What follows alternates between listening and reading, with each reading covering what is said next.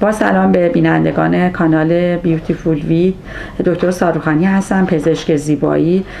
شاید شنیده باشید که بعضیا میگن زیر پوست فلانی آب افتاده و پوستش عین بچه‌ها شفاف و صاف و لطیفه و بین پوست بچه‌ها میمونه.